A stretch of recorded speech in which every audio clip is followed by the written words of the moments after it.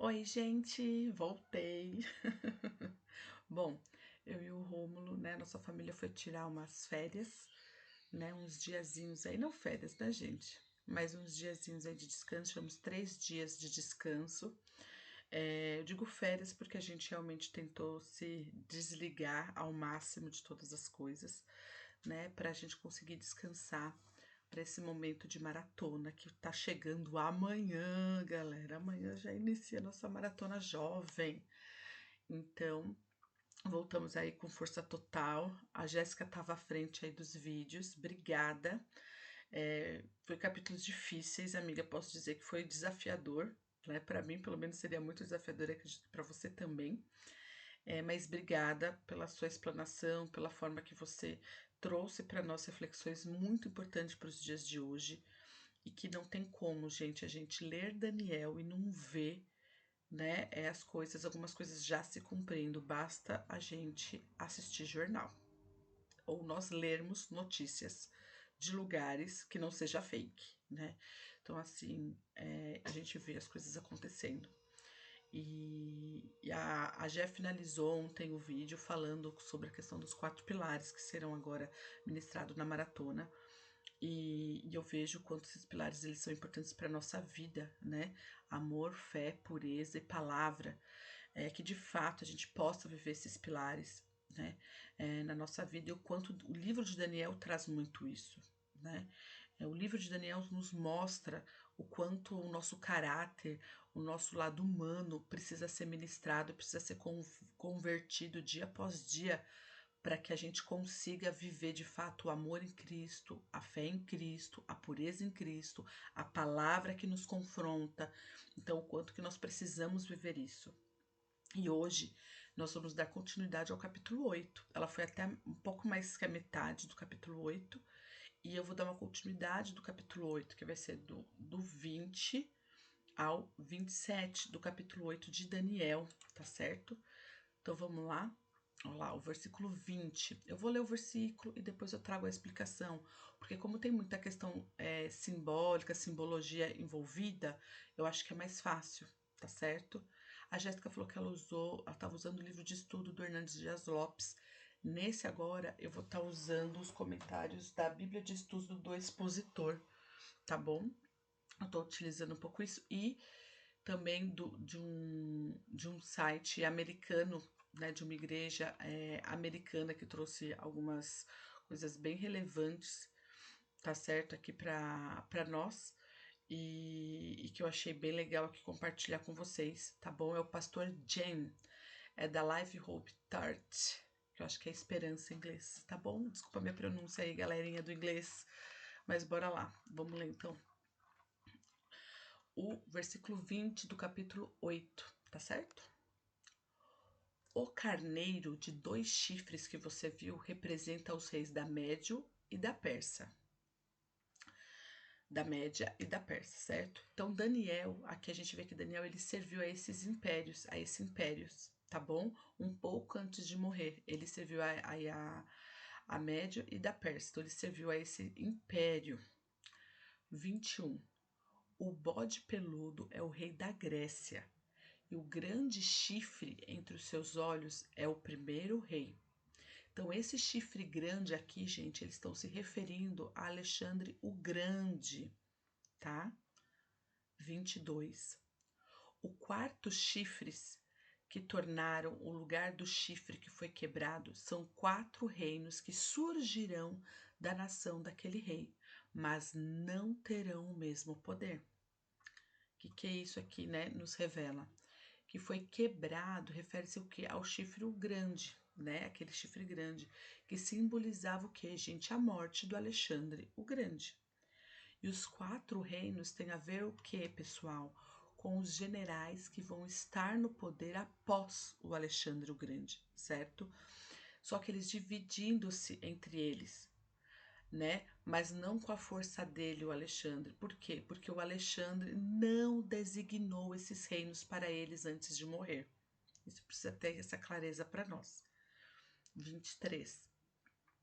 No final do reinado deles, quando a rebelião dos ímpios tiver chegado ao máximo, surgirá um rei de duro semblante mestre em astúcias. Vamos lá, nesse 23. Mas quando chegar no fim do seu reinado, né, no final do reinado deles, isso aqui diz respeito ao que, gente? A vinda do anticristo, tá? Aqui é na outra parte aqui do versículo, que tá o quê? Os ímpios chegarão ao máximo, né? Refere-se o quê? A nação de Israel ter chegado ao auge da sua culpa por ter aceitado o anticristo em vez de Cristo, como foi predito pelo Senhor lá em João 5:23, que fala o quê em João 5:23? Eu vim em nome do meu Pai e vocês não me aceitaram, mas se outro vier em seu próprio nome, vocês o aceitarão. Era Jesus aqui falando, né, lá em João. Então, olha que interessante. Então, a gente pode ver que aqui já está se remetendo ao anticristo. E aqui, mais interessante ainda, a parte B, né, a parte final do versículo 23. Duro semblante, mestre em astúcias. Revela que o anticristo, que terá uma presença majestosa e conhecimento super-humano, inspirado por quem, gente? Pelo próprio Satanás, né? Então, vamos abrir os nossos olhos. 24. Ele se tornará muito forte, mas não pelo próprio poder. Provocará devastações terríveis e será bem-sucedido em tudo que fizer. Destruirá os homens poderosos e o povo santo. Significa que os esforços dos anticristos, gente, será bem-sucedido. Aqui refere-se o que? A Israel, que é o povo santo, tá certo? Vemos isso também, né? Essa palavra ela também é falada, ela também é trazida para nós em Apocalipse, tá? Então a gente vê se cumprindo. Lá em Apocalipse 6, né, quando fala dos cavalos e tal, Apocalipse 6, de 4 a 8. Bom, versículo 25. Com o intuito de prosperar, ele enganará a muitos e se considerará superior aos outros. Destruirá muitos que nele confiam e se insurgirá contra o príncipe dos príncipes. Apesar disso, ele será destruído, mas não por poder dos homens. Gente, aqui fala o quê? No versículo 25, que ele enganará a muitos. A palavra engano em hebraico significa mirma, que significa o quê? Trapaça, é um trapaceiro, ele vai fazer uma trapaça, ele é um trapaceiro, né? O anticristo será o maior enganador de todos.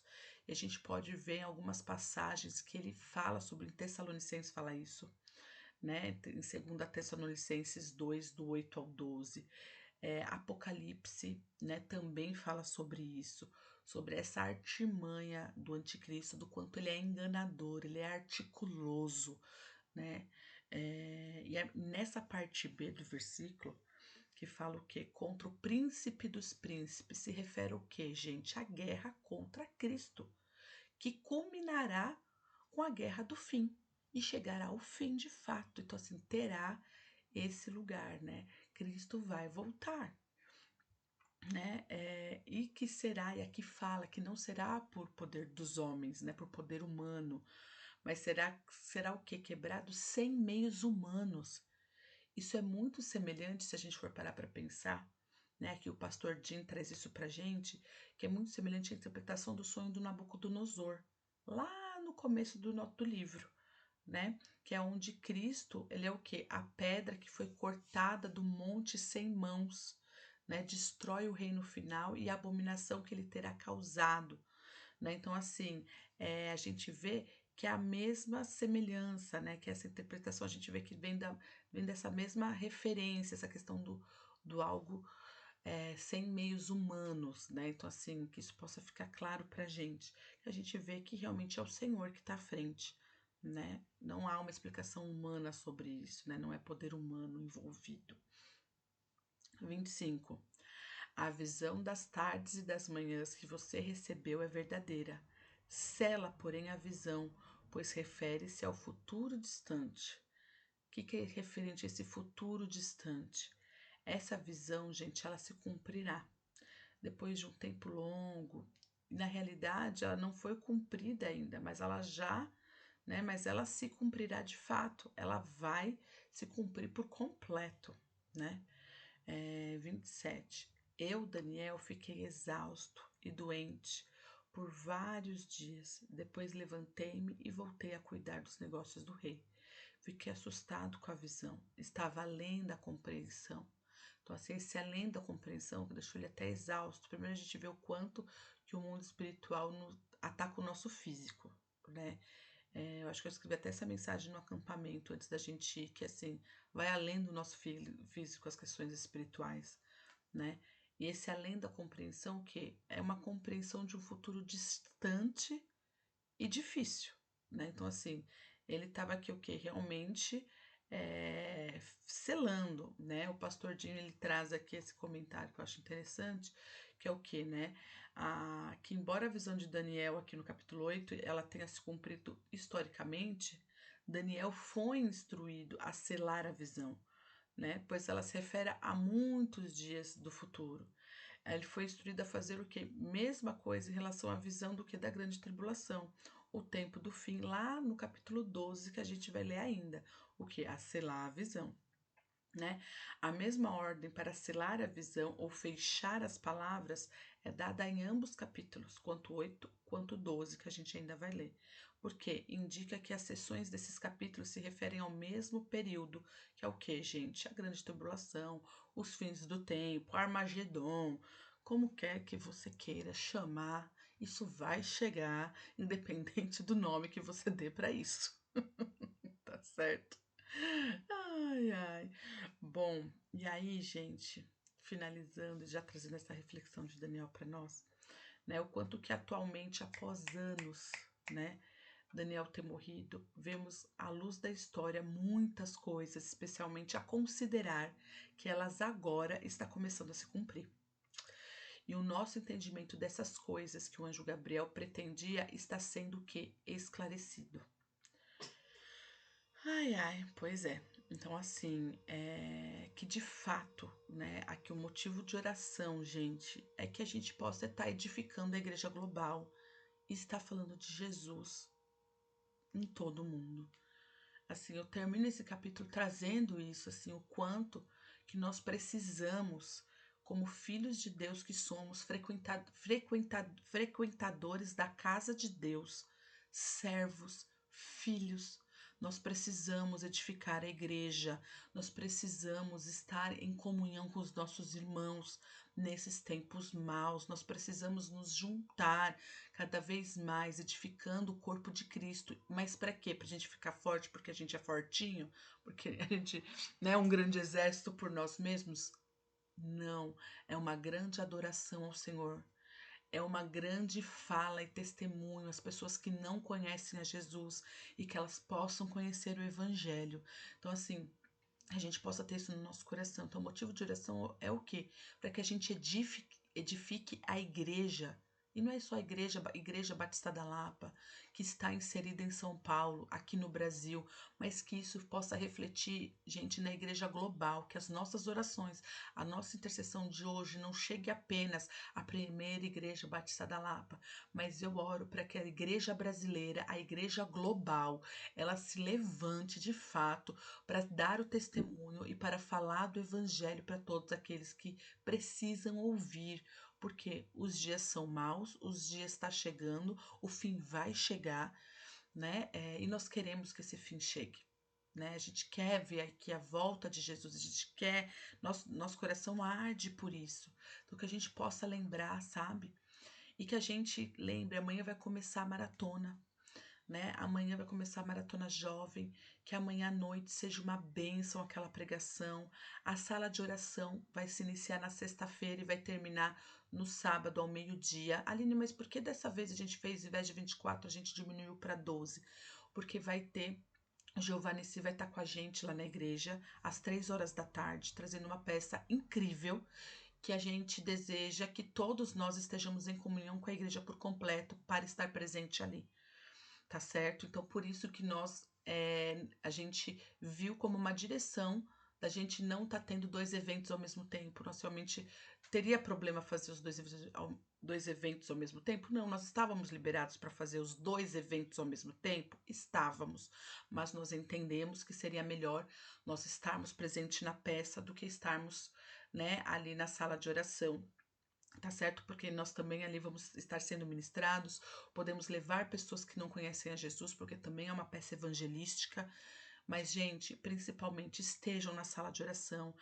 A Jéssica já passou a escala lá no grupo dos servos. Mesmo se o seu nome não está na escala, separa meia hora, 1 hora para estar com a gente ali, para a gente estar nesse momento de adoração e levantando um clamor juntos. A gente vai estar entregando o nosso jejum de todo, né, de todo esse tempo que nós estivemos, né, estávamos aqui juntos. Então, assim, separe esse tempo para isso, pessoal. Ok? Orando então, amanhã inicia, sala de oração no final de semana e faltam apenas agora, né, já que chegamos aqui no 15º dia do nosso jejum, tá bom, pessoal? Já tá acabando. Um grande beijo, gente.